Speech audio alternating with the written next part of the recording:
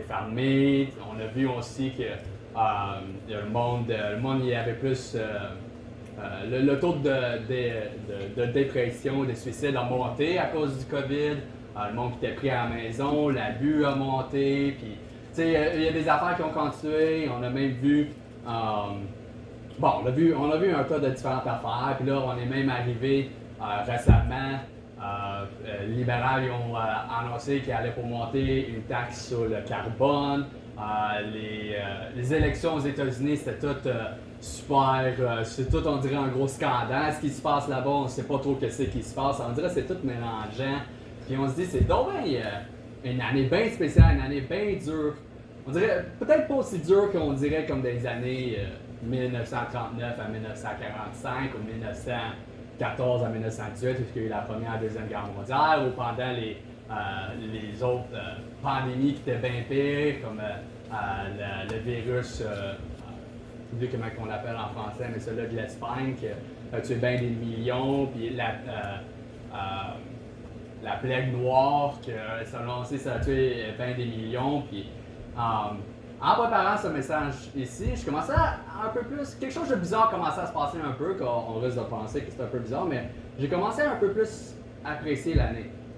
Là, on va se dire, pourquoi est-ce que tu apprécierais un peu plus l'année? C'était une année bien dure? T'es-tu juste genre comme reconnaissant que tu es encore vivant ou que, tu sais, que dans tout ce temps-là, quand même, la vie a bien allé? Non, c'est pas exactement ça. Pourquoi que j'aime mieux 2020? J'aime mieux 2020, surtout à cause de ce temps-ci de l'année. Parce que si on en regarde à 2020 et on en regarde à la façon que l'année a été bien tough, je pense que c'est une bonne année qu'on est capable de comparer, pas les années pendant les guerres, mais à l'année que Jésus est né. On est pas mal mieux capable de se mettre dans les pieds de Joseph et Marie. De comment était la vie pour eux. Donc on va tourner dans Luc chapitre 2, si vous n'êtes pas déjà là. Et on va lire pas mal tout le passage. 2 du verset 1 jusqu'au verset 20. Ça dit, en ce temps-là, avant de lire, on va prier.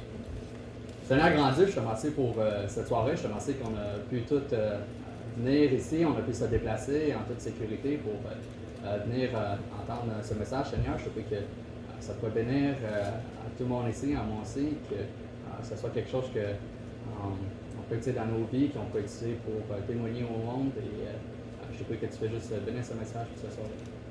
Que c'est genre dans ton nom. Amen. Fait que Luc, chapitre 2, on va commencer au premier verset. En ce temps-là, on publia un édit de César Auguste pour faire le dénombrement des habitants de toute la terre. Ce premier dénombrement se fit pendant que Quirinus était gouverneur de Syrie. Ainsi tout allait pour être enregistré chacun dans sa ville. Joseph aussi monta de Galilée, en Judée, de la ville de Nazareth, à la ville de David, nommée Bethléem, parce qu'il était de la maison et de la famille de David. Et déjà de là, on est capable de faire un peu un lien en 2020, puis là, le monde était séparé de leur famille. Nous, cette année, on n'a pas le droit de se rencontrer au-dessus d'un certain montant de personnes, on n'a pas le droit de faire, etc. Fait que je trouve que c'est quand même un bon lien qu'on est capable de voir. Oui, eux, ils avaient le droit de voyager, c'était comme ils étaient obligés de voyager. Nous, on n'a pas le droit, on n'est pas obligé de voyager. Mais les deux étaient loin de leur famille, n'étaient pas capables de voir leur famille pour eux. Et puis il faut bien se rappeler, on sait c'est le temps des fêtes. On ne sait pas exactement dans quel mois que Jésus est né. Il y en a qui pensent c'est octobre, novembre. Je sais quand j'étais au collège, M. Schreiber, c'était notre professeur du Nouveau Testament. Puis lui avait son idée, avec des études que lui avait faites, puis en regardant plein d'autres affaires. Puis lui, il regardait plus, on dirait c'était vers mi à fin novembre. Mais prendre ça en contexte, il faut quand même considérer que il y a les fêtes des Juifs qui arrivent dans ce temps-là de l'année. Fait qu'eux aussi sont séparés de leur famille pour la fête des Juifs, Hanukkah, ça s'est passé à peu près une semaine et demie de ça. Donc eux, ils n'étaient pas avec leur famille pour les fêtes, comme nous. On va continuer. Verset 6. Et pendant qu'il était là, le temps auquel elle devait accoucher arriva. Et elle mit au monde son fils premier-né. Et elle l'emmaillota et le coucha dans une crèche parce qu'il n'y avait point de place pour eux dans l'hôtellerie. Or, il y avait dans le champ, dans le même contrée, des bergers qui couchaient au champ, et qui gardaient leurs troupeaux pendant les veilles de la nuit. Et voici un ange du Seigneur se présentait à eux, et la gloire du Seigneur resplendit autour d'eux, et ils furent saisis d'une grande peur. Alors l'ange leur dit, « N'ayez point de peur, car je vous annonce une grande joie qui sera pour tout le peuple. C'est qu'aujourd'hui, dans la ville de David, un sauveur, qui est le Christ, le Seigneur, vous est né. Et ceci vous servira de signe. Vous trouverez le petit enfant emmailloté et couché dans une crèche. » Et au même instant, il y eut avec l'ange une multitude de l'armée céleste, louant Dieu en disant, « Gloire à Dieu dans les cieux très hauts, paix sur la terre, bonne volonté envers les hommes. » Et quand les anges se furent retirés d'avec eux dans le ciel, les bergers se dirent les uns aux autres, « Allons donc jusqu'à Bethléem, et voyons ce qui est arrivé, ce que le Seigneur nous a fait connaître. » Alors ils allèrent donc à hâte, et trouvèrent Marie et Joseph, et le petit enfant qui était couché dans la crèche. Et l'ayant vu, ils publièrent ce qui leur avait été dit touchant ce petit enfant. Et tous ceux qui les entendirent étaient dans l'admiration de ce que les bergers leur disaient. Et Marie conserva toutes ces choses, les repensant dans son cœur. Et les bergers s'en retournèrent glorifiant et louant Dieu de ce qu'ils avaient entendu et vu, conformément à ce qui leur avait été dit. Pendant cette année, je ne sais pas si vous avez déjà pensé ça. Moi, j'ai un peu pensé. Mais pourquoi est-ce que Dieu laisserait 2020 se dérouler comme il s'est déroulé? Là, j'ai déjà dit pourquoi que je pense que... pas pourquoi que je pense, mais que j'ai une nouvelle appréciation, on va dire, pour 2020, parce que maintenant, on est capable de mieux comprendre comment était le temps. Et pour commencer, le gouvernement. Le gouvernement sera sur lui. Si on regarde en Ésaïe 9, gardez votre doigt en Luc chapitre 2, mais tournez en Ésaïe 9. Un passage que peut-être vous le connaissez déjà. Je sais des fois c'est dans des... je sais que c'est dans un cantique que vous avez chanté une fois au collège. Mais Ésaïe 9, le verset 6, ça dit... on va commencer peut-être même au verset 5. Ça dit, « Car un enfant nous est né, un fils nous est donné, et l'empire est mis sur son épaule. Et on l'appellera admirable, le conseiller, le Dieu fort, le Père d'éternité, le prince de paix. Et l'empire, ça c'est au milieu du verset 5, et l'empire est mis sur son épaule. » On est capable de voir dès la naissance que le gouvernement était déjà sur Jésus. Même si ça dit au verset 14, ça dit « paix sur la terre », c'était pas ça qu'est-ce qu'il y avait dans ce temps-là. Les Juifs n'étaient pas libres. Les Juifs ils étaient sous la servitude, si on veut dire, de les Romains. Ils ne pouvaient pas faire ce qu'ils voulaient. Oui, il y avait quand même un certain montant de choses qu'ils avaient le droit de faire, mais quand c'est arrivé que César Auguste a voulu faire dénombrer son peuple, qu'est-ce qui était aussi une affaire qu'il faisait dans ce temps-là, puis on sait bien que c'était une façon qu'il allait pour taxer le monde. Et on se dit de nos jours, ben, on est donc bien taxés, nous aussi, de nos jours, comme que je viens de mentionner tout à l'heure, le gouvernement libéral a annoncé qu'il allait pour monter la taxe sur le carbone encore une autre fois. Puis on se dit, mais voyons donc, c'est quoi l'affaire, il ne prend pas déjà assez de nos taxes? Ben, je pense qu'on est capable de bien comparer ça avec le temps de Jésus. Deuxièmement, il est où Dieu en 2020? Il est où Dieu? On est en 1 Roi 19. 1 Roi 19. Je suis sûr qu'il y en a beaucoup du monde qui se sont demandé ça cette année. Il est où Dieu? Pourquoi que Dieu laisse ça faire ça? Ou peut-être même qu'ils disent « Oh, je ne crois plus en Dieu à cause de ce qui se passe. » Mais je pense que ça, c'est un gros problème. Peut-être même des chrétiens sont peut-être dit ça. Mais ils n'ont pas considéré où est Dieu dans tout le chaos qui se passe en ce moment. Commençant dans le verset 11, ça dit, et il lui dit,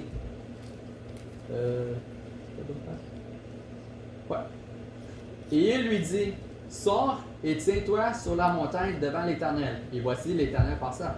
Et un vent grand et violent déchirait les montagnes et brisait les rochers devant l'Éternel. Mais l'Éternel n'était point dans ce vent. Après le vent, il y eut un tremblement de terre. L'Éternel n'était point dans ce tremblement. Et après le tremblement, un feu. L'Éternel n'était point dans ce feu. Et après le feu, un son doux et subtil. Et sitôt qu'Élie l'eut entendu, il arriva qu'il s'enveloppa le visage de son manteau et sortit, se tint à l'entrée de la caverne. Et voici, une voix lui fut adressée en ces termes. Que fais-tu ici, Élie? Peut-être que c'est ça un gros problème qu'on a cette année quand on est en train de se demander. Pourquoi est-ce que Dieu laisse certaines choses se passer en ce moment? Pourquoi est-ce que j'ai de la misère avec etc., etc., etc.? Pourquoi est-ce que le gouvernement nous fait ça en ce moment? Pourquoi est-ce qu'il faut porter un masque?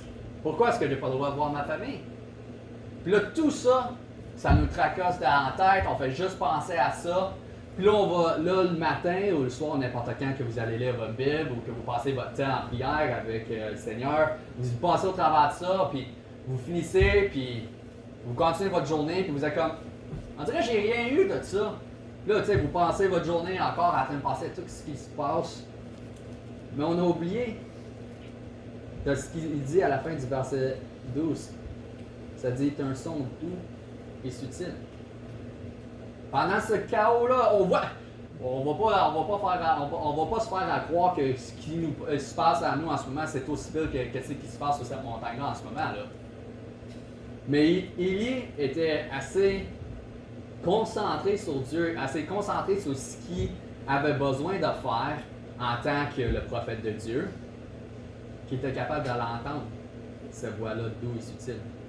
Même avec tout le bruit qui se passait tout alentour de lui. Et c'est très important pour nous, même tout ce qui se passe alentour de nous, que ce soit notre job, ou comme je dis, l'année est bien compliquée, que ce soit la famille, il faut se rappeler que l'Éternel est souvent juste un son doux et subtil. Et il faut être à l'écoute, même avec ce qui se passe. Il ne faut pas oublier que Dieu aussi fait des miracles pendant cette pandémie-ci. Qui sait comment que le Seigneur a pu et comment que le Seigneur a pu utiliser ça pour atteindre quelqu'un d'autre? Ou peut-être le Seigneur s'apprête à prendre cette situation-là et prendre notre vie pour atteindre quelqu'un. On ne sait pas. Les miracles, ça se passe. On se dit, comme exemple, on peut penser des fois à Luigi, puis on se dit, hey, c'est donc un chaos que c'est qui se passe là-bas en Chine. Il n'a jamais le droit de faire ce qu'il veut. Mais combien de fois qu'on a entendu Luigi, puis il dit qu'il a repris son visa? On est quasiment rendu au point que quand on entend que le gouvernement ne va pas ordonner le visa à Luigi, on est comme bof, il va l'avoir, c'est quasiment sûr. Là. Ça s'est passé tellement souvent. On est comme quasiment rendu habitué à entendre qu'il ne va pas l'avoir avec toutes les fois qu'on l'a entendu. C'est sûr qu'il va l'avoir. Mais ça, c'est ça ce qui arrive. Je suis sûr qu'une grosse partie de ça, c'est le Seigneur qui répond à la prière à Luigi, à Sabrina, au gars. Puis eux qui sont tranquilles dans tout ce temps de chaos, qu'eux peuvent vivre, être stressés, eux sont tranquilles, ils brisent le Seigneur, puis ils attendent que le Seigneur leur révèle le plan. Il faut se rappeler que pendant ce temps, le Saint-Esprit est en dedans de nous pour nous aider à nous calmer. Mais encore plus, je trouve qu'il est peut-être pas plus important, mais aussi important, c'est que oui, le Saint-Esprit est en dedans de nous, oui, Dieu, il vit avec nous, mais on est aussi un représentant du Seigneur, de Dieu. Et si on va alentour, on va parler à nos proches, à nos voisins, à nos amis qui ne sont pas sauvés, puis qu'on parle d'une certaine façon à cause de la façon que l'année va, que les choses vont tellement mal, est-ce qu'on va être capable de leur montrer à eux que Dieu est vraiment réel et vivant en dedans de nous? Ça risque d'être un peu plus dur. Il faut se rappeler qu'on est des ambassadeurs, comme que ça dit dans la Bible. On est des ambassadeurs du Seigneur. Je veux qu'on regarde, on va retourner dans Luc 2, versets 16 et 17. Ça dit, « Ils allèrent donc en hâte, ils trouvèrent Marie et Joseph, et le petit enfant qui était couché dans la crèche. Et ils, l'ayant vu, ils publièrent tout ce qui leur avait été dit touchant ce petit enfant. Dans ces problèmes qu'on a en ce moment qu'on a, il faut faire la même affaire que les bergers ont fait. Il faut aller à la hâte. Il faut aller à la hâte au Seigneur. Il faut aller à la hâte lui demander de l'aide. Il faut aussi faire ça de se rappeler, mais aussi de lui rendre hommage pour ce qu'il fait pour nous. Même si l'année est dure. Le roi des rois, le Dieu des dieux est né, et seulement des bergers qui ont été lui rendre hommage. Moi, j'aime ça parce que, tu sais, pour eux, dans ce temps-là, des bergers, c'était vraiment du monde normal, si tu veux dire. Et bien, moi, je me considère quand même quelqu'un de normal. Peut-être Hannah va pas me considérer normal, là. Mais quand même quelqu'un de normal, genre. Et c'est tellement facile à appliquer à nous-mêmes. D'aller à la hâte et de se rappeler de lui donner hommage de qui est. Dans ce temps des fêtes, dans ce temps de pandémie, dans tout le stress qu'on peut avoir, qu'on se rappelle qui est le Seigneur et pourquoi il est venu. Il est venu d'une façon tellement humble. Et c'est un message que j'aime tellement. J'aime tellement le temps de Noël parce que on dirait le reste du monde aussi rentre dans une certaine ambiance. Puis c'est un bon message qu'on peut partager aux autres qui sont alentour de nous, qui ne connaissent pas le Seigneur, de ce qu'il fait, et de la façon qu'il est venu, puis ce qu'il fait au travers de nous, dans nos vies. Et c'est tout.